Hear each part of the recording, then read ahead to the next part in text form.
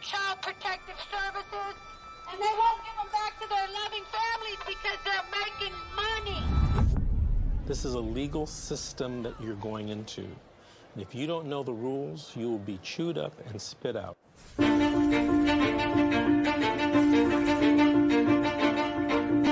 If I could say anything to a mother who just got their children detained, you're in a crisis. Yeah. Life feels like it's over. The most important thing is regaining custody of your children. The child welfare system at its core is designed to protect children who need protection. Okay, and that's key, is who need protection. So social workers, out of fear, will remove more children rather than only remove those children that truly need to be removed. It's okay. It's okay. This isn't someone stole your car. Someone broke into your house. This someone took your child, your flesh and blood. It doesn't say on this order that it was not proven. It says untrue. I immediately knew that, okay, well, this ain't over.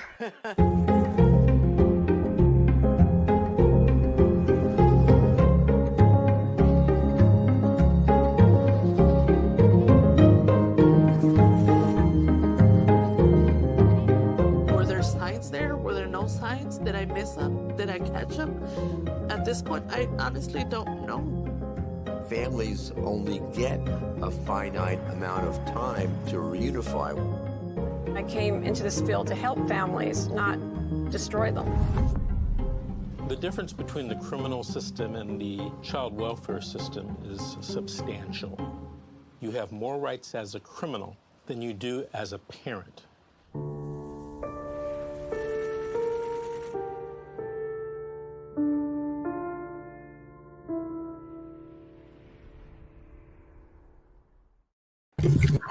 Good afternoon, everyone. My name is Georgette Truan. I am the host for 5 CPS Real Talk with Miss G, and I have my co-hosts today, Darren and Miss Cassandra. Hello, guys.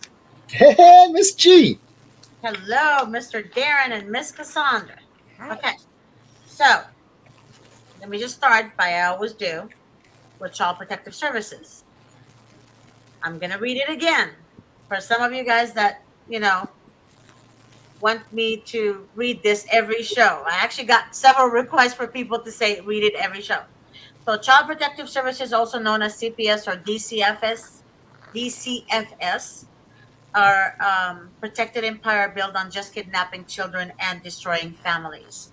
Bill Clinton 1997 Act offered cash bonuses to the state for every child they adopt out in foster care. And in order to receive the adoption incentive bonuses, CPS treated kids like merchandise that sells, and they must bring plenty of innocent children so the buyers can choose. Workers work hard to keep the federal money flowing. Each bonus is multiplied by a percentage that the state has managed to exceed baseline adoption numbers. Therefore, state and local community, which is CPS, work hard to reach their goal to increase the numbers of adoption. This program is set by the very top and is ran by the Health and Human Resources. This is why victims of CPS don't get the help from their legislator. So basically, our tax dollars keeping this gigantic system floating. 6 out of 10 kids die in foster care. CPS became this protected empire built on just taking children and the separation of family, which is, in other words, is really illegal kidnapping. Poor parents and middle-class parents are targeted to lose their kids because they don't have the money to hire an attorney. CPS workers commit fraud and withhold evidence in court, and there is no checks and balances. Basically, judges allow them to run the show at all times. The separation of families and the snatching of children is growing as the CPS business grows because the state and local government are accustomed to having these taxpayers' dollars to balance their overgrowing budget. The ones that benefit from all this are the state employees, social workers, children therapists, court-appointed attorneys, also known as court pretenders, guardian ad litem, CPS investigators, judges, foster parents, adoptive foster parents, children's psychiatrists, all of them looking for children in the state custody to provide job security. And let me just add one thing. Also, the group homes look for children in the state custody to provide job securities. Group homes they usually take like teenagers, and they take good kids, put them with other kids who do drugs, who are aggressive, who are abusers, and then they have a blind eye. It's like they see nothing. They see nothing. The kids run away, they let them run away. But when the kids run away, they don't want them to go back home. Kids want to go back home. They want to be with their mom. They want to be with their dad. They want to go home. So the problem was this, is that we are living in a world where CPS has power control over the people, over the children, over families. And the government is enabling them to have that control. They're actually giving them the okay to do what they're doing. And we, the people, we're paying them to steal children. We are actually paying them to keep their job.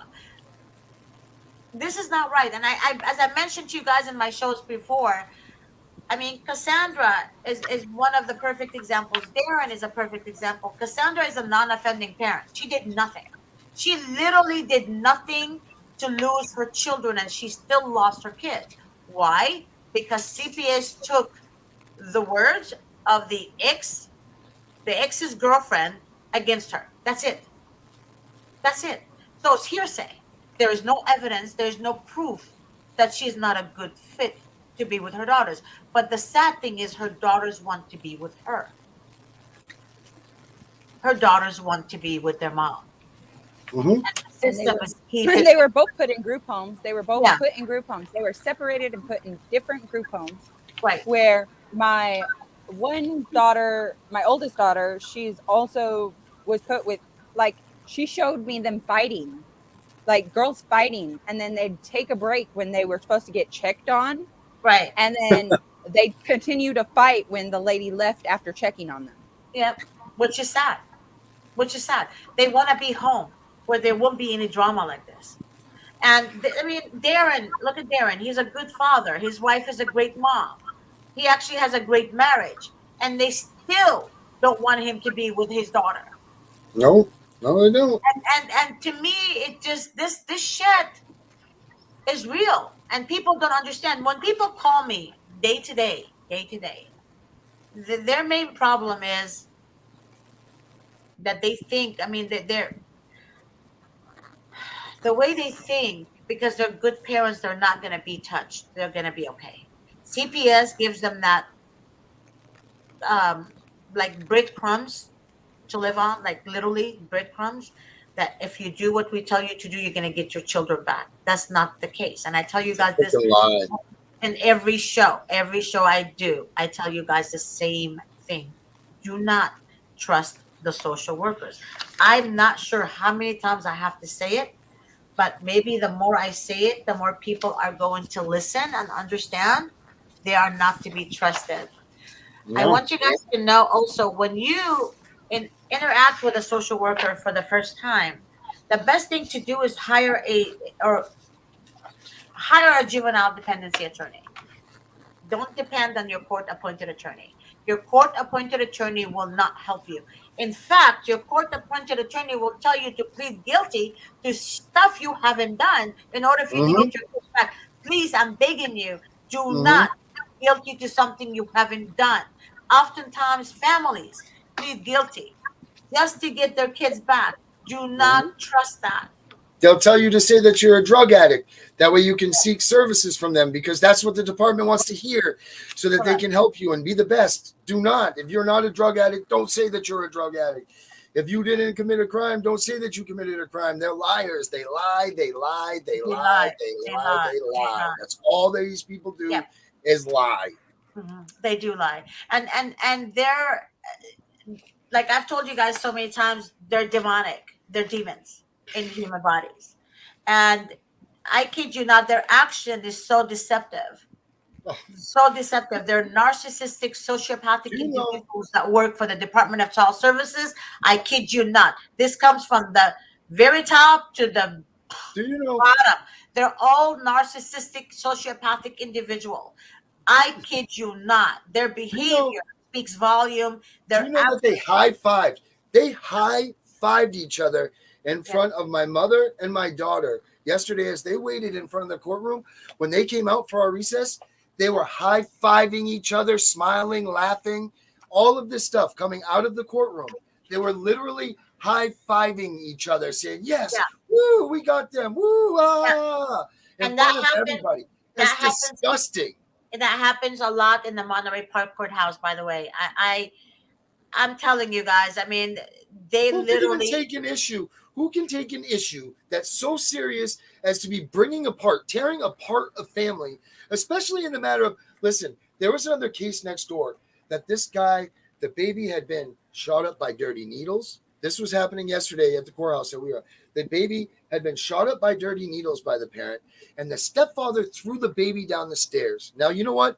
That's a case that the department needs to be involved in. Right. But next door, we have a case of what? Allegations?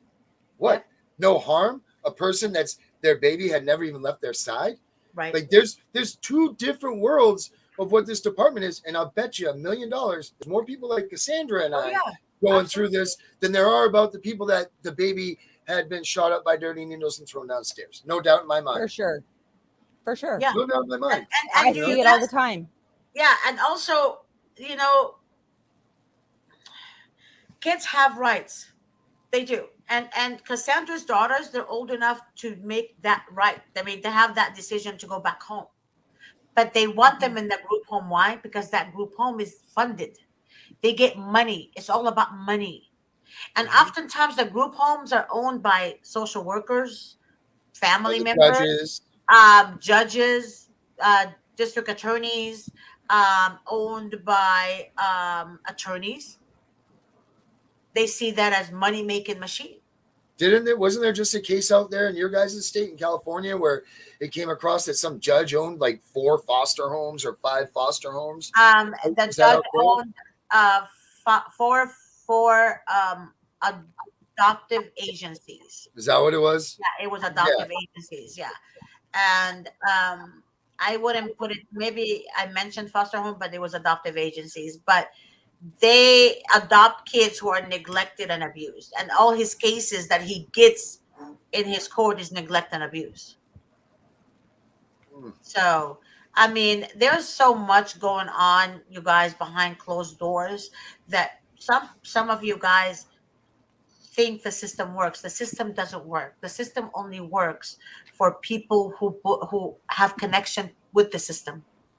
Yeah. Facts. The people that have connection with the system, for example, a man marrying a district attorney and he gets the children, the mother is innocent, etc., etc. All this. I mean, just put 2 and 2 together. This is a true story. A man, firefighter, a few months after his divorce, marries a district attorney. That district attorney later on becomes a judge. And the mother, kids were taken from her, even though she has no crime, no drug use, nothing in her record. But yet, because of that connection he has, and his aunt works for the Department of Child Services, his mother is an attorney, so there you go. So the whole dynamic. And then they made the mother look so bad, but social services know his aunt. So guess what? They sided with the dad. Of course. They sided with the dad, even with psychiatric reports stating return the kids to the mother immediately. There's nothing wrong with the mom. Return the kids to the mom, and the father should be investigated.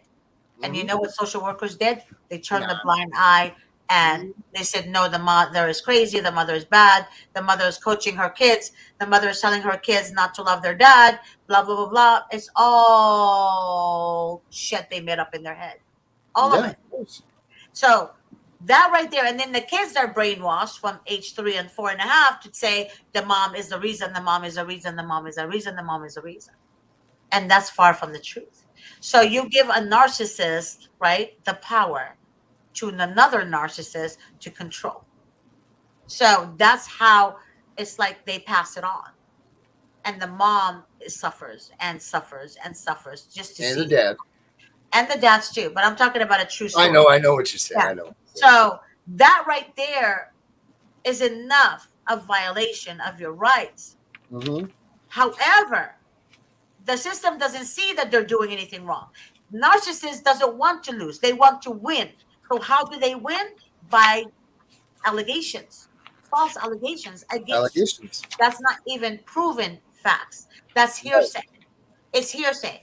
All of them are connected together. Right. All So it's supposed to be clear and convincing evidence, right? So if allegations is hearsay, how is it that you can be convicted or at a point that clear and convincing is hearsay? You know what I mean? Like, right. how can you punish someone on allegations? Right. How can you punish someone until the facts are out and then use that as clear and convincing evidence? You know, Right. like this is another problem that we're dealing in with this system.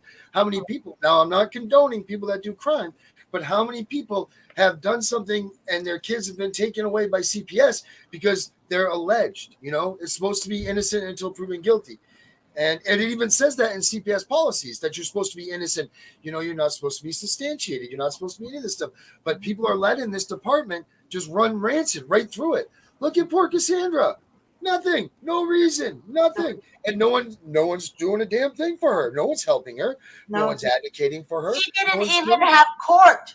Right. They didn't give plans in court. They Right. didn't send me anything. Like the one time they did send me something for court, like it was way late. I had no way to get there because it's way out of town. Like my courthouse is like 2 hours away from where I actually live, where I have to go see my court cases. Wow. With no car, no transportation. Like they sent Not it a way single late. luxury. But they did that. And They did that on then- purpose. They do and they this on alienate purpose. they Yeah. alienated me completely. I get a hold of them, they wouldn't call me back. Like I didn't even know who my public defender was, and I didn't know my public defender got changed in the time that my case has been open. The first public defender I had told me I could not appeal and just follow what they said and do what they say, or I'm not going to get my kids back. And I don't remember ever signing anything. I remember them telling me I had to go to the courthouse or go to the drug testing facility to test for drugs. And when I get For there, what? they tell me I can't Why do it let me ask you this, Cassandra. because why of do you- allegations. Allegations. Her ex's girlfriend. And the court ordered that? The court ruled that you have to go do that? Yep. Wow. I can't. It's just ridiculous. And It's when I just- went to go do it at the facility listed on the paper in my town, the facility told me that it was not able to be done because I had to have a certain kind of color to pop up because they do random drug tests by a color code. And I had a court order and they said that didn't count. I needed to be in their color system and I didn't have a color, so I couldn't drug test. So I told them to write that in on a paper, like write this on the paper Right. so that way I could Well, take it. And when I took it, they told me that was a automatic positive. So see, this is we don't ever talk about this stuff. And I think we No. should today, because what we don't talk about is the whole drug screening, the urine policies, the hair follicles, the things. Number one, I know here in Maine, it states that a drug test, either missing a drug test or refusing or anything like that, that doesn't negate, or that not negate, wrong word. That doesn't mean that that is allowed to be ruled as a reason for TPR, visitation, or any of that. It states clearly in their policy. Same here Because in there's a lot of California. reasons. There's a lot of reasons why people won't go and do a drug screen, whether it's for their own integrity, whether you feel like you're being violated, whether it's not the right, they don't have the legal documents for the search and seizure, because that is seizing and searching your own property, your private property that the Constitution allows you to protect, So many people like Cassandra, what reason does she have? What, because someone said so? Well, why should, and people say, well, if you're innocent, then you should go. So she should go pull her private parts out in front of everybody or some stranger to see, for her to squat down and urinate, for them to examine what is inside of her body, to have access to her DNA, to see any, for no reason other than someone said so. Well, they say it's no big deal if you didn't do drugs. No, that is a big deal. That just violates her all the way through her body, through her privacy, through everything. Then, not to mention, what happens? You have the corrupt CPS person come out and say, oh, your drug test comes back positive. Or you ate a poppy seed that morning and the drug test says that you test positive for cocaine or whatever. I know that Monster drinks or Mountain Dew are now showing up as methamphetamine when people get drug tests. So you have all exactly. But guess what? I actually, when I was pregnant with my son and I had to go to the hospital because I do have a seizure disorder, so I take medication. I went to the Yeah. hospital because I was having more seizures than I was supposed to be having when I was pregnant with my son. I almost got CPS, almost took my son from me when I had him and my kids, at my 2 girls at the time when I still had them, because of my medication coming up dirty, making me look dirty for PCP. Right. So PCP. this is My this medication right. metabolized down in my body and made me come up dirty for that. And they almost took my kids for that. And then Right. luckily the doctors, because it was a learning hospital, so they had to find out why, because obviously I wasn't on PCP. Like Right. obviously. And they said, Right. well, they went back and they looked and they found out that my medication that I take actually false pops for that, and Right. it's because it metabolized in my body and made it come out that way. Stuff Right. does And that so all the time. right. This So is all the I time. personally know that. Like, Right. So then what? So they do this, or in my instance, the caseworker said that they ordered the wrong screen, but they didn't follow the 72-hour protocol. So okay, I came back once from a random screen that I was clean, but they said that the major result was buprenorphine. Okay, fine. Well, why didn't that caseworker go back and follow the protocol and say, okay, test that next tube? They didn't do that. Instead, the next day they came back and they told my wife, they told the guardian ad litem, they told the caseworker, the district attorney, they told all of them, hey, he's using drugs. Really? He's using drugs when you have a clean urine screen right there. And if you argued it because it was buprenorphine clean, and even though it said the random thing was screened, she didn't follow the protocol. So now she's allowed to go out and say this and taint the views of everybody else. It's wrong. I got a handful of friends that have falsely come up with false positives, and they've ended up losing their kids. So, and let's not even talk about that. Let's talk about what if, in a case like myself, for instance, I'm alleged to do certain criminal activities, criminal things. Now, what happens if now I come back with a false positive? Guess what? I get put in handcuffs. I get thrown in jail. You know, like, so there's multiple stages to this dirty, dirty industry and this dirty CPS corruption, you know, to say, whoa, hold off on the urine screens. Because, you know, if you go get your own private urine screen, they don't accept it. If you go to the hospital and you get one from your doctor that runs concurrent with the ones that they do and it comes back clean, CPS doesn't accept that. They'll take their own. You know, maybe if you're lucky, you can go into the courtroom and you have a decent judge that will say, okay, what's the problem here? Chances are not, as we've spoken earlier. You got judges that are involved in the foster care system. You got them in adoption houses. You got all of this stuff. So there's a lot of scary things that go on with this urine screening policy, you know, and everybody just automatically assumes if you don't go and pee for them, that you're guilty.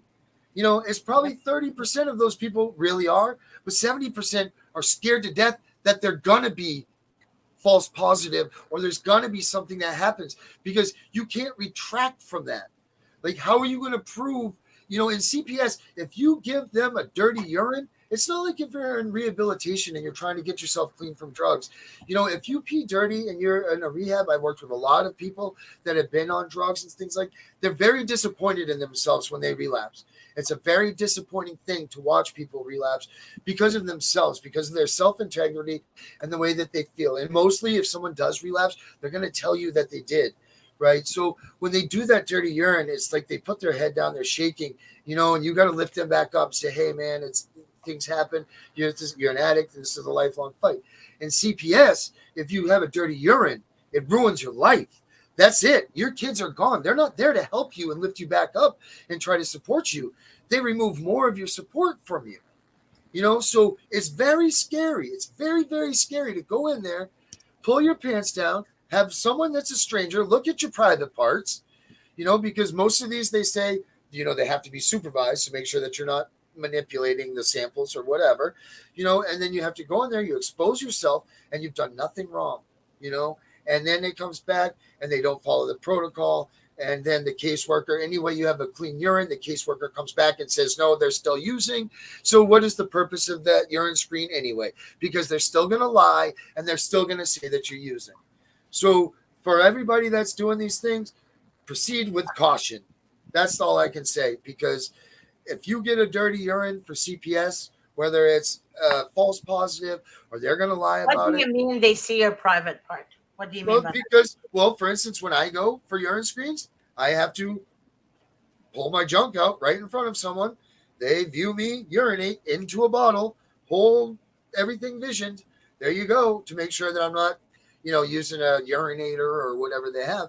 They watch my parts into Oh a my bottle. God. Are you With serious? women, with women, what they'll make you do, and I know this for a fact because my wife's had to do it. They make you pull your shirt all the way up. They pull your pants down. You have to pull your hands up like this and turn around, just like this. You turn around with your legs wide open to make sure, and then you have to squat, and then she has to urinate in a bottle. And that's the way that it goes when people have to go and do these things for CPS. It's very degrading. It's very violating. And for especially for someone that hasn't done anything, Right. for my wife, it was the situation of association with me. So just because of my situation, which is allegations, and I've always proven that I'm innocent, just because it hasn't come to that point yet, but I'm innocent. But just because, she's had to go and step forth to do that. It's very violating. It's terrible how they do that. Just like the hair follicle thing. They're going to take you in and do a hair follicle. Well, at that point, now they get your DNA. So if they're as dirty as that, now they have access to everything about you. I mean, you could be implicated on something now because your DNA is, so for instance, the district attorney in our case, she's a district attorney. Now I'm on an alleged, an alleged crime. So the district attorney was questioning me about my case. So naturally, I plead the Fifth Amendment because the implications of me answering in the CPS case could go towards the criminal case, right? So what had happened now if I answered those questions honestly in the way I wanted to, because obviously I wanted to say, no, that didn't happen. No, that, you know what I mean? Like it wasn't what was real. But this district attorney now is using this to go back to her office where she could be with the other district attorney. And now they have my entire case, completely flipped around. Thank goodness I was smart enough to know to, do the plead the fifth. But what was that all about? That had nothing to do with the child protection case. That had nothing to do with anything. But these district attorneys, they're all working together. So you just need to be cautious. These people, they're demons, as Georgette says. Like what you don't think or what they're doing, these people, there's multiple reasons. They've got, it's just insanity. And watching what I just saw for the past 2 days, like Georgia, I don't know how your head doesn't come undone. I don't.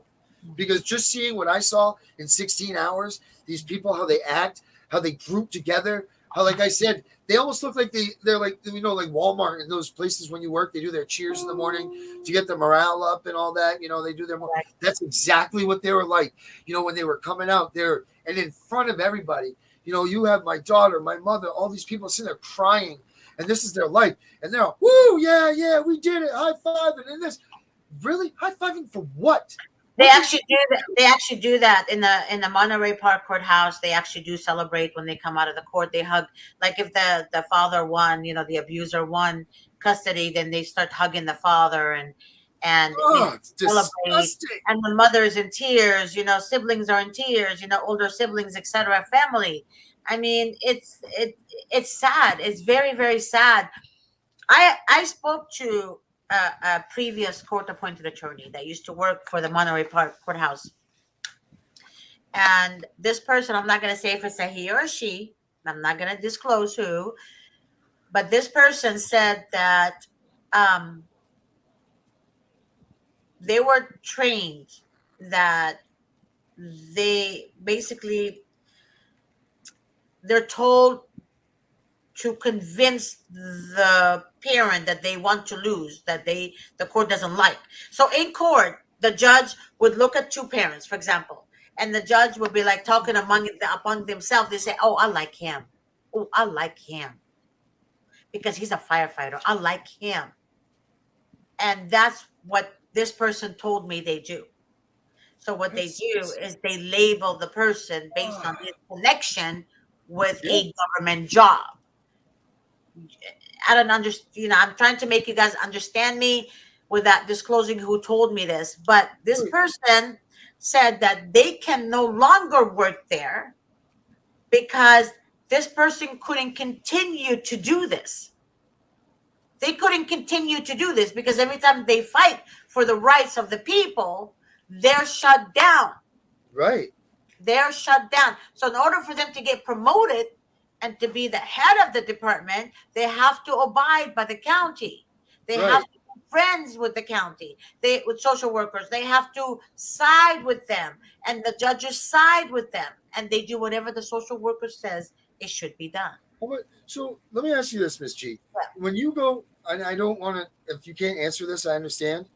How many cases that you walk out of are you so disappointed and so upset that you guys worked so hard in the favor of the person that really should have been the winner in this matter, but you walk out of that courthouse and you go, how the hell did this go wrong? How many? I mean, just a percentage wise. More than excited that you won in the favor of the good, but you're like, how did this go wrong? Not too many. Not too many. Let me tell you why. Because you're Mr. Davis. No. That's not why. Well, it helps when you know the law. But the thing about it is that the only worst enemy to a case is the actual parent. Let me tell you why. Let me finish. The reason for that is because oftentimes people talk to us. Me, for example, I ask them simple questions. What county the case is in, when the case started, what was the allegation, how many kids are involved, are the kids in your home or are they in a foster home, blah, blah, blah. When I ask them what are the allegations, they lie. Some of them lie, and they don't tell me the truth.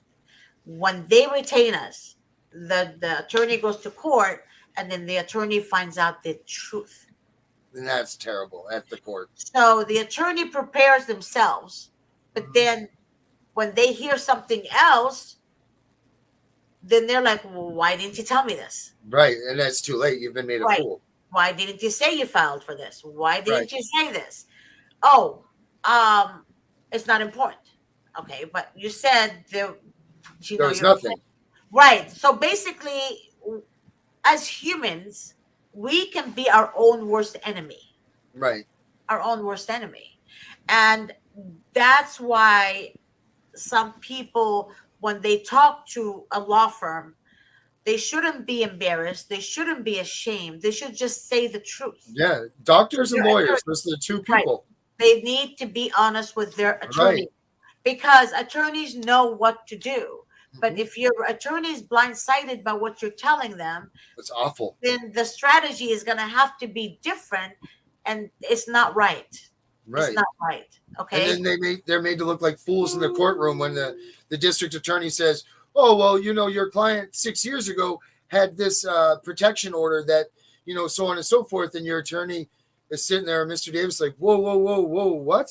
Because he thinks that he's representing someone that's never even been talked to about a domestic violence or something. Is that what you mean? Like they fail to admit to something in there, something that's of importance that could alter an opinion or whatever. And that's the thing too. When people start the case on their own, meaning they think they're good parents, nothing is going to happen, and then they later on, right before I get so many calls like that, they're about to lose their parental rights. Okay, you're losing your parental rights in 1 week. Yes, but why did you wait that long? Why did you wait 2 years? Well, the social worker said I will get my children back if I do all these classes.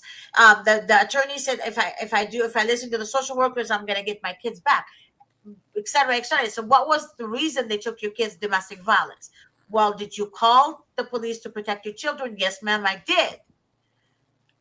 She did everything right. She called the police to protect her children. The only problem is this: when the police has to come more than once, and you have more kids with that abuser, then that's a problem. Is that neglect? Does that show like neglect or something? Is that like a sign or like a... Right. That shows you remain with the abuser and still have kids with the abuser, and you still have domestic violence, and it's not safe for the children. Putting your kids in danger with the abuse because you're continuing to get abused in front of them and show them that you're okay with the abuse. Correct. And then another thing, what people tend to do is that if the social worker says do not communicate with the abuser. And then all of a sudden the abuser is at the house. And then the mother or whoever, they say, well, he was picking up his clothes. But they don't understand that the social workers have people following you. Oh, they do. People actually monitor your home. So they know Yes, exactly what you're doing. So you can't really, you can't say, he was there picking up his clothes for, Yeah. 8 hours. They do, and people need to heed this. Don't think you're being sneaky to this department, because they have teams that will follow you. They will watch you. Sometimes they even get a house in your neighborhood to see what you. If they are that hard against you, they don't think you're pulling anything fast by them. They have full access to all of any sort of information networks that they need. And they do. They call it gang. What do they call it when they follow you around? They call it Gang stalking. gang stalking. Gang Right. stalking. So there's a house right behind our house that, remember, I've told you about the house that has all the cameras and all of this stuff. Last night, get this, our case is over last night. Never once in 2 years have we seen the lights on in this house past 8:30 at night. Last night, 10 o'clock, they were moving out of that house. Tell me I've been wrong. Remember I've been telling you about this house, Miss G? Yes. Tell me I'm wrong. They were moving out last night. There's a for sale sign on that house today, and there's not a soul in there. 2 years, year and a half, 2 years. That house, I've been telling you, they have cameras. There are people taking pictures. If you step up on the property line, they're outside. They're on the phone. They have lights that look like you're over. Now, I'm not sure if they were there just for me or whatever, but it seems damn coincidental that the night that my trial is over with, the lights are on. They're moved out. Today, there's a for sale sign, and there's not a damn person in that house. It's weird. I know. I can't speculate that. I mean, that's tinfoil hat stuff. But, right. But believe me, I've been telling you, and you know what I mean? Like, they Right. are around. They had stuff in that courtroom that I had. They have pictures of us being together. They have all kinds of stuff that you had no idea. Places you didn't even think that anybody would even know that you were at. And they have pictures. Like, just beware, people. These people, Yeah.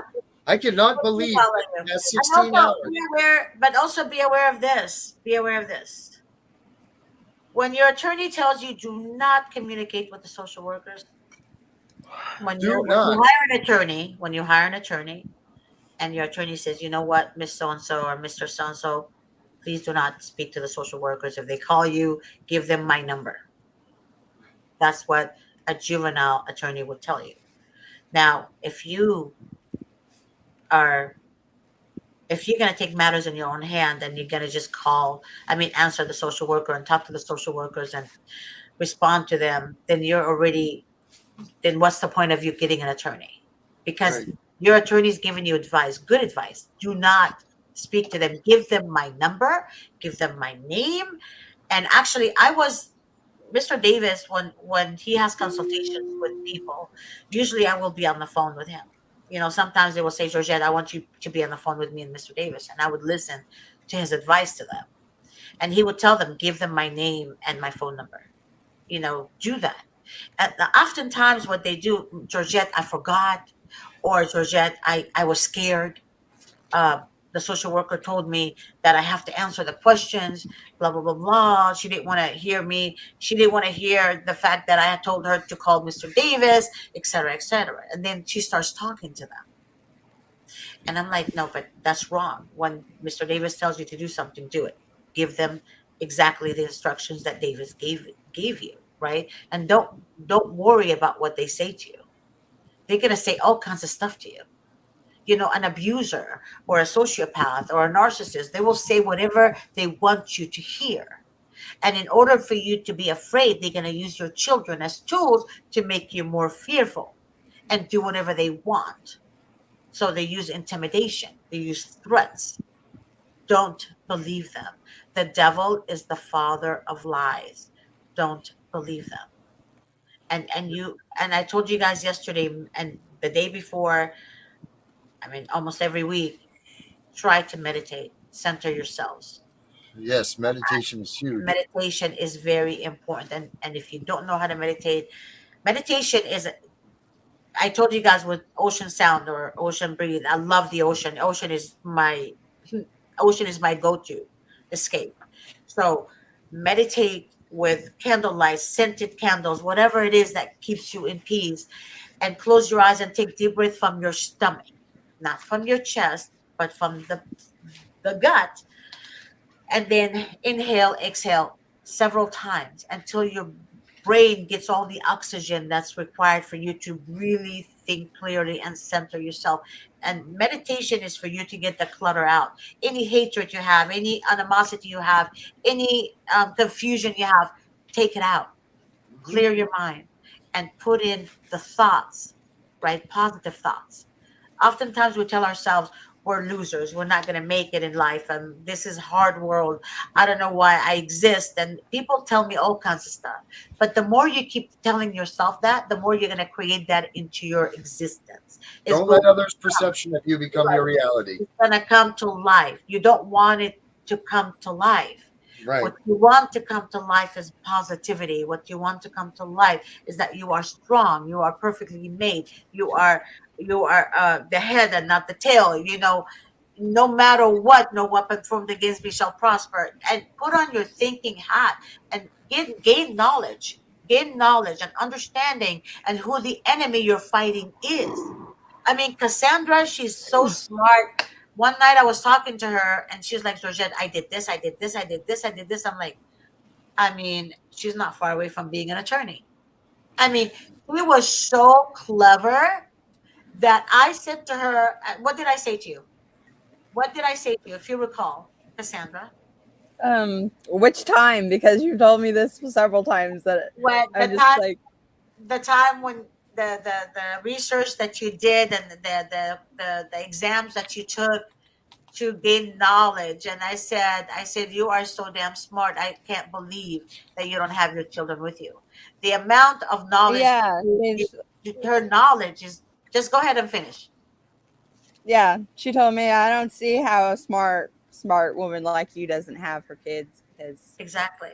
And she's not just smart, she's like really talented. Like when she puts her mind into something, she really makes it happen. And she does research, she does do a lot of research, and she's amazing. I've And took so yeah, many classes. Like, it's yeah, unfunny.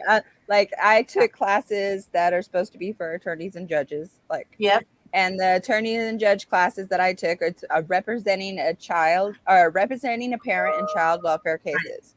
right. Darren is right when he says that, like, when you go into a child welfare case, they're not supposed to actually like do half the shit they do, like for public defenders or judges to judge like that fast because of the state statutes and stuff like that. Like, and I like, and he's right. You're not supposed to take a kid just off of one drug test, dirty drug test. Like, that's in California too. It's in the law. Like, it's in the law. Like, if a mother has a dirty drug test during the time of birth, you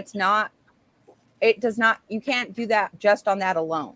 You have to look at what other stuff is going on in the mother's life before you take her child. And it says that in the law, but nobody actually follows that. They actually just take the child as soon as a mom and the baby pop dirty. Like, they don't give a mom a chance to explain or to try to help her in any sort of way. But they're supposed to. That's what's supposed to happen. That's what safety plans are for, but they don't use safety plans correctly. They use them against you. They use them to make you fall into a case plan. A case plan is different than a safety plan. So a case plan, they try to get you into a case plan with your safety plan instead of using a safety plan to keep you guys together. And it's fucked up. Yeah, but do you see how Cassandra learned all that? She gained knowledge. She knows now what to answer back, and she knows what's right and what's wrong. And that's very important. And I think I spoke to Cassandra about meditation. I'm not sure if she started or not, but I can tell she Oh, completely. I meditated way before we met, Miss G. Yeah, yeah.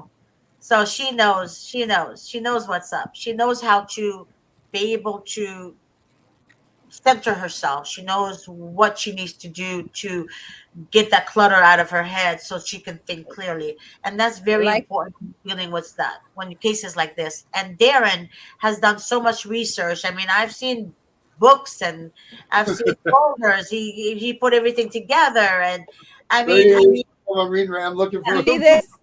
You see this? This is not a real flower, okay? This is not a real flower. This is aromatherapy, like my diffuser. Like, for when I meditate, I have my diffuser with my essential oils, I love that. aromatherapy. Yeah, I love that. Or Salt Rock. I have a Salt Rock right next to me. Yeah. And then other times too, I hear social workers say, "Oh yeah, that person moves too much. Oh, he must be on meth." I'm like, really? Yeah. Is that really what? I mean, they assess a person like that. Oftentimes, people Yes, move they too do. much because they have back problems. Oftentimes, people they have to stand up because if they sit down all the time, their lower back hurts, and then they start moving, moving certain muscles in their back or whatever. But they literally judge a person by their body movement. Like, that doesn't say to me that this person is on drugs. What tells me this person is on drugs is when they're on the street yelling and screaming and Right. talking to no one, and something's like chemical a chemical imbalance in their mind, in their head. There's something wrong with them. You know what I My mean? But they're right. still judging even people like Yeah. that. They don't know their lives. They don't My know how they grew up. They don't yeah. know how they were born. They don't know who injected them with poison to do Right. to them. And oftentimes, drug users and drugs, what do you call that? People that It's sell not even their drugs, fault. right? They actually inject innocent people. They inject innocent people to Listen, get them dependent on these drugs so they right. can If keep you take trying it over and over again. right, Yeah, if you take anybody, so when I was 16 years old, I broke my back. yeah, All right. I was 16. So that was 30 years ago, right? yeah. I got 8 Oxycontin 80s a day at 16 years old and 4 Percocet Right, 30s. I right, was on that regimen for 5 years because of my broken back. right. And I could have gotten more of those pain pills if I wanted. And then it was fine back then. I mean, no one knew. The pharmaceutical places were getting so much, they were getting so much money for putting all this pain medicine out on the streets. The doctors were just handing it out, and, it was just a big flux of stuff. And these people, all of a sudden, everybody said this is bad. They shut people off. And then, boom, next thing you know, you have, 1 million, 2 million, 3 million, 4 million people that have been on a regimen of pain medicine that taking it off of there has almost killed them, and instead of helping Because these it people, can. they've been turned into, the bad people of society. Instead of getting them, there's millions and millions of dollars that people have put out there for just even now, the opiate epidemic. We don't even talk about this, but where's that money really going? Because we still have an opiate epidemic, right? Like, so where's that money going? Because it's obviously not going to help these people that are in a lifelong fight. You know what I mean? And this is the other thing. DHS is focusing on this thing that the government themselves have created with pain medicines. 50% of the kids that are taken in the state of Maine are people that are opiate dependency. Okay, so now that tells me that they've created something. They won't take responsibility for it. And on top of that, we're going to go ahead and take the money that the federal government is giving us to help and promote this. We'll take that money, plus we'll get the $134,000 per kid we get each year, and we're going to build ourselves quite an empire of financing here. This is just disgusting. And then, oh, wait, hey, I need help. No one's helping these people. We're going to take your kids. You go ahead and talk to anybody that is an addict. And what DHS, number one, what a counselor will tell you, the number one thing you need to do to beat drugs is a large support group. You need every person that loves you, cares for you, everything to be involved in your life, to make sure that once you're done with your things, that you are protected by them, everything. No, Right. DHS comes, they dismantle it because they know that you're going to fail. Without your support, you are going to relapse. Without your support, you're going to fall off. You just can't. And this is just disgusting what they do and how they do this to people, that they do them so dirty like this. Not everybody is some junkie that's just searching their high. That is not. You would be so surprised if you go into a rehab or you go into any of these places. There's doctors in there. There's lawyers. There's firemen. There's policemen. There's people you go, holy shit. Go to a Narcotics Anonymous meeting. There are people, you're like, whoa. It's not just all the guy that's in the street corner pissing his pants. This opiate thing has overrun this entire country. I'm gonna share something with you guys, and I need you guys just to stay quiet and listen. If you guys still see ice cream trucks all hours of the day and night, all hours of the evening, meaning it starts coming if you see 5 or 4 ice cream trucks in your neighborhood, different ones, you better believe that one of them is ice cream and the rest is drugs. Let me tell you why. Oftentimes they inject ice cream with drugs. Oh, come on. So yeah, you don't know that, but it does happen. Okay, I've heard it from someone. I can't tell you who, but I've heard it from a reliable source. Let me put it to you that way. And kids keep going buying ice cream, teenagers, Oh adults, my whatever, God. and then they get so addicted to it, and then Yeah. all of a sudden something happens, and then they say, "Oh, that person is on drugs," but that person never took drugs.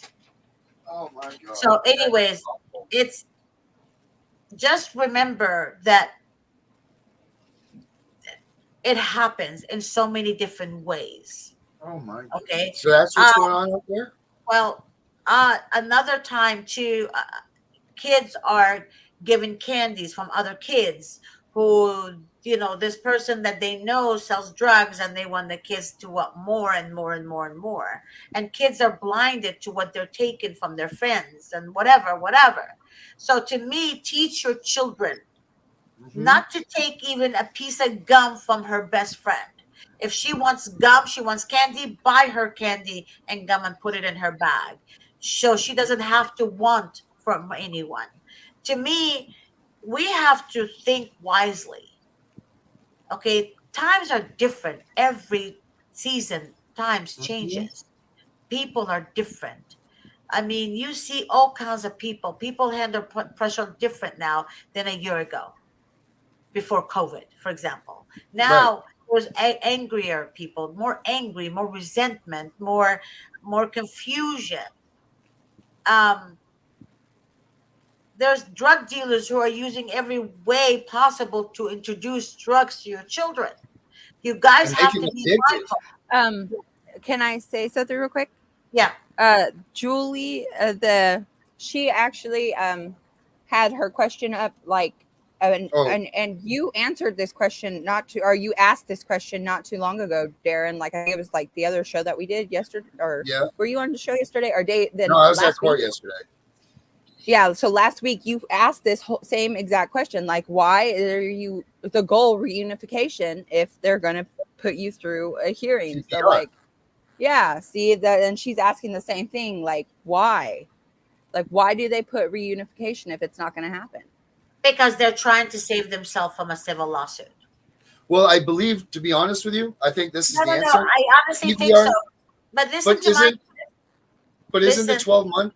Isn't the 12-month TPR the federal money? Yes, that too. But what I'm saying is they want to say that they've done everything by the book. Everything by the book. But then when it comes to reunification, they say, oh, you're going to be reunified. Then all of a sudden, I hear this a lot, and I see it a lot. All of a sudden, they say, oh, we got an anonymous call that you did this. And all of a sudden, your reunification is gone. And you're like, but wait a minute, I didn't do this. I don't know what you're talking about.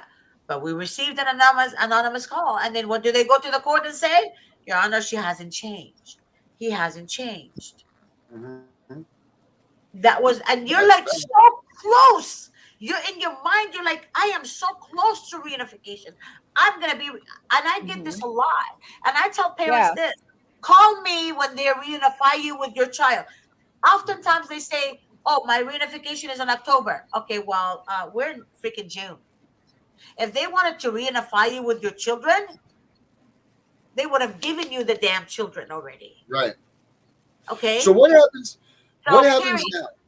Yes. So what happens Julie, now? You go through a TPR. So what happens in this? Yes. So for instance, my situation. So now I wait. Now I got to wait for what the judges, what the outcome of the TPR hearing is. What? Because I don't know, Ms. G. Like, what is next? If the judge rules that they're not going to TPR, does our baby come home immediately?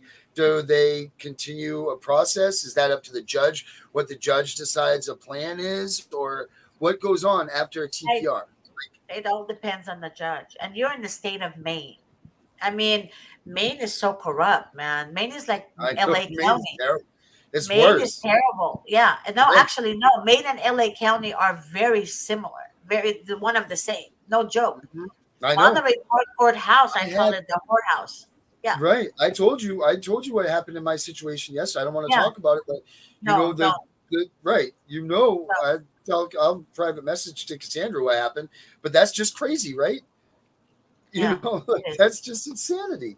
Actually, But you need to talk to Michael. Michael has been waiting. He needs to hear from you about that because I think his is coming up. Something like that. I'm sure. I But was talk on to Michael. 3.5 hours. They had me on the stand. 3.5 hours, just bombing me, and I went right back at them. I told them how corrupt they were. I told them how disgusting liars they were. I didn't hold back. You know me, Everywhere. and I didn't care. My wife's attorney sitting there shaking her head. I didn't care. You know what? If that judge is real and she wants to know what the truth is, I told the truth. Someone needs to hear it. I'm not going to sit there and, oh, yes. Oh, no. You're full of shit. You're a liar. You're a liar. You're a liar. And you're a liar. So, you know Yeah, what? but I don't care sometimes, about. I'm not saying that it was right or wrong. And it's like this everywhere, not just in LA County, not just in Maine. Like Illinois is really bad. Illinois is extremely bad. I need you to stop talking for a second, Cassandra, for a second. I'm sorry, baby. Okay. But do not behave the same way Darren did on the stand. No, definitely not. Definitely. I've just been so right. You guys have to understand, sometimes when you're dealing, when you deal with a sociopathic narcissistic individuals, you cannot show them any type of emotion. You have to completely stay calm. I understand it's your child and that's your world, that's your life, that's your soul. Our children is our souls. So it's kind of your anger, your resentment has to stay away. You have to be in that court sound minded, alert, and answer yes or no only. Now, if you have a court, let me finish. If you have a court appointed attorney that you hired, a strategy is implemented that day. Why is that important? Because they know when to say nope, you can't. They know when to stop the chaos, and they know how to implement that strategy for the devil's pit that he dug for you, for them to fall in it themselves. There's a strategy that has to be implemented. That's why court-appointed attorneys cost money. I mean, that's why a juvenile. Well, they cost money to the taxpayer. Well, the court-appointed attorneys benefit the state and county. They don't benefit their client, but they do get paid. They get paid more than our attorneys, in fact. So what I'm trying to tell you is that when you hire a juvenile dependency attorney from a law firm, don't expect your retainer to stay at $5,000. It's not going to happen. Right. Whoever told you that is a liar, and is not telling you the truth. Your retainer will increase. Your numbers will increase because the case is so bad. The attorney is working on your case. So don't ever think that you fighting the state, you against the state, that is a piece of cake. It's not a piece of cake, because they're already, the minute they call you, they're already 10 steps ahead of you. Of course they are. Right. So you guys have to be alert. Do not call an evil to their face.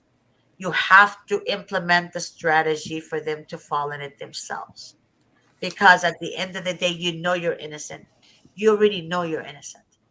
The truth will come out, but the truth is not going to come out with violence. Right. Darren, you've done, and I have to say it's wrong, because I know you're angry with them, but telling them on the stand you're a piece of shit, you're a liar. I didn't say no.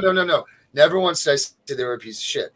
I did tell them that they lied, and I said clearly that you guys have lied all day today.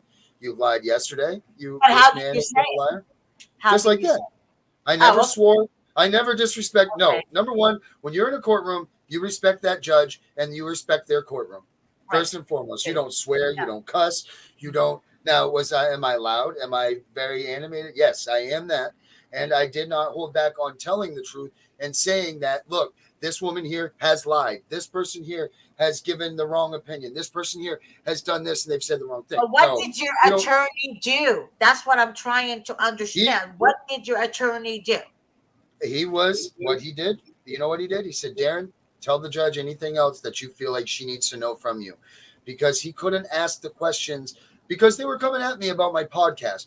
These things, they went out of the realm of what the strategy was. It wasn't about what we had done against the neglect and abuse. It was about what I had done now. Like you said, always be careful, be wary of what you do, because it comes to haunt you. And it did. It came to haunt me. My podcast that I went out against CPS for this past year and a half, I've been fighting this, the CPS corruption. Well, they used that against me in my TPR because they had no evidence against me for abuse and neglect. But what they did have now was me being angry on a podcast and talking and saying what I was saying on a podcast. And that's what they use to put and implement against me. The same thing that Georgette says, be very careful what you do while you're in your case, because you know what? We did nothing wrong when we had the baby. And I did nothing wrong here. Besides, emphasize my dismay for the corruption as we do on the show. However, they get a hold of that. They turn that against you. You're an angry monster. You're dangerous. You're out of control. You're out of line and all that. So there's 3 things I want to say about everything since we've been talking. Number 1, what Georgette says, coming right from here, paper trail. Do not talk to these caseworkers unless you do it via email. Make sure you CC copy your lawyer, CC copy someone else, because don't just make it the caseworker and you. You CC someone else, CC 4 other people. That way everybody sees these conversations, because you don't want anything that you're saying to these caseworkers to be between you and them so that they can twist it or have the opportunity. Number 1, just for sake, make sure your attorney gets a copy of everything that you guys say. Number 2, when you're in the courtroom, make sure that your demeanor, you're good. You respect the judge. You respect the courtroom itself. Don't go in there saying shit, swearing, looking like a punk. None of that stuff. Go in there. You present yourself in the proper way, just like you're saying. And thirdly, what's that? That's another thing. When I was doing the how to represent a parent for a child welfare case, one of the number 1 rules for an attorney to look at is their client's appearance and if they can present well. That's one of the number 1 things they need to do. And if you don't present well, they won't put you up on the stand because they don't want you to self-incriminate and they don't want you to be bad looking towards the judge or anybody, so they don't put you up there. Because if you don't look good and you do not present well, they're not gonna put you up there. They're not. Yeah, but they also that's one of the things. Right. They're gonna like Kinzel said, they're going they hate when they don't get reaction out of you. That's exactly what a narcissist is. An sociopath. They hate the reaction. Right. They got what they wanted out of me. They were trying to make me as an abuser, so they were trying to make me angry. They wanted to get me angry so that I showed the judge that I could flip. So I was good. I kept my demeanor down. But I don't think they can use that against you, that your podcast. I don't think so. But that's something I'm going to have to ask Mr. Davis. But I do believe that one of the shows I was with him, he did mention something like they can't really. I wouldn't think so, right? Like that's just the only thing you can't do is that's like saying you can't have a video blog. Basically, you're blogging to get your emotions out, and that's like fucked up if you can't like do that. Like but the thing about you're venting, right? But the thing about it is when you do a podcast, you're not supposed to say too much about your case. Meaning you're not supposed to mention the judge. Right. And all my podcasts, just like is more my emotional state of feeling like empty and lost and defeated because the state has come and they've taken your child, and how those how that emotion you're opening up, you're talking about it, which I don't see how that can be a bad thing, honestly, because there's so many social media all kinds of stuff out there,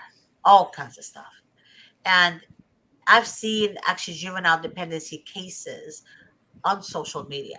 The judges allowed it to be recorded. So Sandra saw one, and she said, "Miss G, do you believe from this?" the courthouse? From the courthouse. The courthouse literally posts the juvenile dependency. Yeah. So to me, if they can do that, Why are you objecting to somebody who is opening up about their feelings about the system, about what the corruption that's going on, is to keep us silent. Right. But they can do it. It's like what's good for them is not good for you. They can they can humiliate you. They can lie against you. They can do this, but then you can't expose the truth because they don't want to be exposed. A sociopath never wants to get caught. A narcissist Right. never wants to get caught. They want to be the heroes, the good parent, the best person out there, and the other ones are all shitholes. Yeah, that's And exactly they it. don't take accountability to anything they do. That's exactly what the system is. So, guys, be mindful in who you're dealing with. Darren actually today calling them a liar. Well, that's the Yeah, truth. that's the I mean, truth. I mean, it sucks. It's not the right thing to do. yeah, I don't it's not condone the it. I right don't thing recommend to that do, but anybody it's does the it. truth. But it's just, Yeah, it's just after when you've been put through this ringer for so long and so yeah, much, and that me and that district attorney have history, so there was definitely another emotional level there. The judge recognized it, and she did state it. She says, "Listen, I know you two have some history, so both of you need to back off a little bit." She did, so that was good. But yeah, you need to, when you are in these situations, be cool. Don't let, like Georgette says, don't let the narcissism, don't, because that's what they want. They want you to freak out. They want to see that yeah. reaction from you because they're like, look at that. See, he told you he's crazy. See, he told you that they were out of control, Right. whatever. And that's what they want you to do, You but know, if there's it's a good, no. Go ahead, Darren. Finish it. no, go, you go. No, there was a case. Actually, I just remembered right now, and you guys need to hear this. It's very important. There was a case, and reminded me. There was a case that the mother was taken. They started Uh, calling me. Yeah. sorry, she had a C-section. The doctor gave her something because of the incision or whatever, like some kind of narcotic drug for the pain or something. So she told her husband, she said, "I'm not taking that because I want to breastfeed the baby." That was her first baby. She was so excited. Her and her husband, they were married for like 2 years and they're ready to start a family. And then she told the doctor, "No, I don't want to take that. I rather feel the pain because I want to breastfeed my baby without the medication to be absorbed in the breast milk," right? So that doctor reported her to CPS. Unbelievable. If you guys just think about it for a minute, if I was breastfeeding, I wouldn't want my breast milk to be, Contaminated. yeah, contaminated for the baby. That's love, man. I would Mhm. rather feel the Take the pain. pain. Right. Right. Yeah. So, but they reported the mother for not taking the drug to protect her baby, and she sacrificed feeling the pain. Hmm. But yet, you take babies from moms who are tested positive. I mean, Right. makes no sense. If Zero anyone out zilch. there, yeah, if anybody out there tell me that the system works, I'm gonna look at them and tell them to get the freak out of my face because I cannot hear anyone saying the system works. The system doesn't work unless you're a billionaire, you're a millionaire, unless you mommy and daddy knows the judge, unless you know the attorneys, unless you know court reporters, unless you know give me a break. I mean, you have to be connected somehow, unless your wife is a judge, unless your wife is a district attorney, unless your aunt works for the Department of Child Services. All of that is the system works for them. Mhm. But the system But we doesn't just know. work for somebody who innocent, literally. Yeah. Right. I actually know somebody who is like personally that I feel like so bad for the child, but CPS has been called and told several times that this child is in danger. But her mom works for a county job, like through L, LBM or LMB or Land Management and Bureau, right? Or Bureau Management or whatever. So, like, yeah. she gets it wiped away like it's Not nothing. nobody's business, just fine. So she's fine? Yeah, the baby is not, I don't feel like, but if anybody called on her, it'd still just be wiped away. Yep. It's all about connections. It's all about who you know. It's not who you are. It's and I think that the court system should really understand the behavior of a narcissistic and a sociopath in the family law court and juvenile dependency courts. That's very important because oftentimes the sociopath and the narcissist are actually who are the actually guilty party, who are the abusers, are being heard, and the victim is not being heard. And I think that the best example with the Johnny Depp trial with Amber Heard, that was a perfect example of a narcissist. She still doesn't want to take accountability for her actions. There's a lot of men who are narcissistic, sociopathic, and they still don't want to take accountability to their actions. And abuse exists, whether it's a man or a woman, abuse exists. The best judge that can be the best judge for anybody is to learn how to read a narcissist and a sociopath in family law court and in juvenile dependency courts. And even if a social worker is a sociopathic, narcissistic individual, that judge should be aware of that social worker's behavior, or her target, or her lies on papers, or, I mean, there have to be accountability out there. And honestly, I believe judges are lazier nowadays. They don't want to work too much. I don't know what it is, but people suffer because of your decisions. People, innocent Mm-hmm. people, suffer because of that judge's decisions, and that Mm-hmm. judge allowing the lies to continue and the manipulation to go on. We don't have the money Johnny Depp has. We don't have the money that Amber Heard have to hire a group of people. I'm not saying Amber Heard's lawyer team is amazing. They're literally, I think they're Johnny fans. I think they literally lost that case on purpose. But in Right. no, I seriously, because they're so dumb. I was watching them. It was like, oh my God, how embarrassing. But Johnny Depp had the best legal team. Each and every one of them kicked ass, each and every one of them. But the point I'm trying to make is, if we, the people, had that money to fight the way Johnny did, we would also be, Mm-hmm. we would expose the ugliness and all that. Mm-hmm. People don't understand that it's who you know, how much money you have in your bank account, that actually keeps your children with you. That's not how it Mm-hmm. should be. No. That's not how it should be at all. At all. So it saddens me that people are fighting for their kids and they continue to fight, and yet the abusers are getting away with everything. That's very sad. Very, very sad. But I want you guys to understand this. If you guys don't have the money to hire a private attorney, try to talk to your family and friends. Do whatever you can. And don't worry about your Sell brand new everything you car. have. Sell your car. I have people who say, I just bought a car. I don't care. A car doesn't replace your child, period. If you have to sell your No, car, no, sell it your does car. not. If you have to be with your brother, your sister, your cousin, or your friend, until you pay that attorney, do it.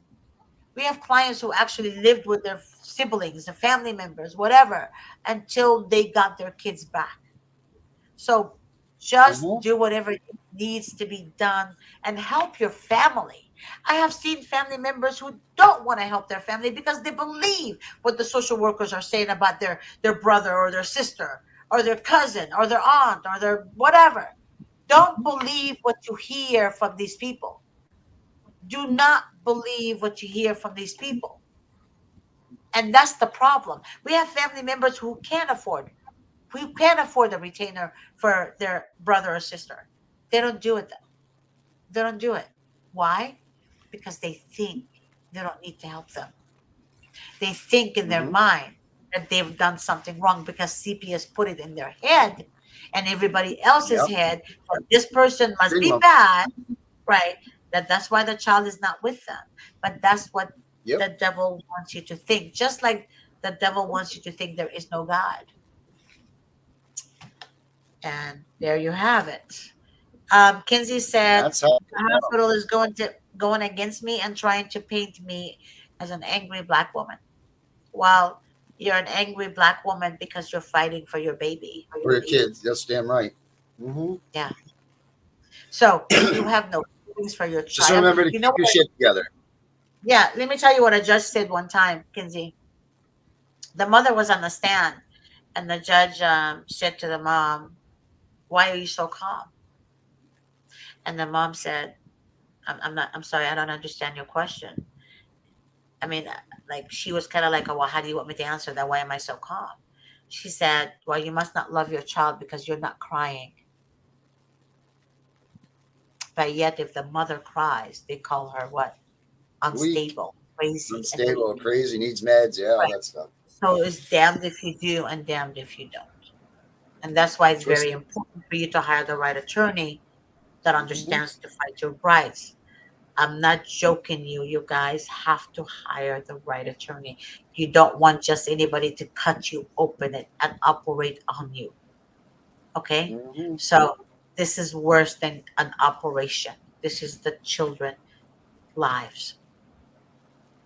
And that's all I have to say. And family out there, shame on you for judging your own flesh and blood Mhm. and not helping your own flesh and blood because of your stupidity and your Mhm. lack of knowledge. I don't care what college you went to. I don't that has nothing to do with common sense.